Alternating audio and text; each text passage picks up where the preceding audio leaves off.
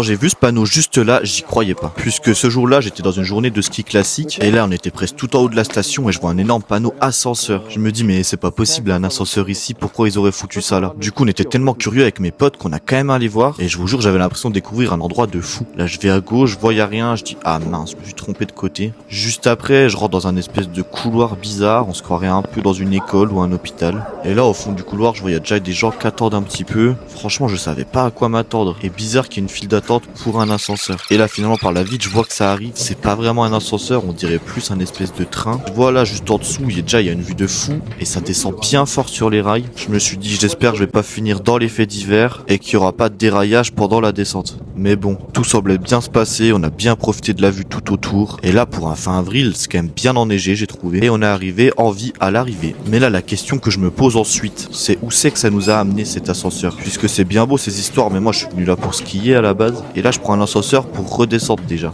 Déjà il y a un petit truc qui cloche. Et du ski souterrain, je crois pas que ça existe encore. Et là j'ai commencé à comprendre quand j'ai vu le panneau funiculaire. Mais ça je vous l'explique dans la prochaine vidéo, puisque c'était assez impressionnant à prendre aussi.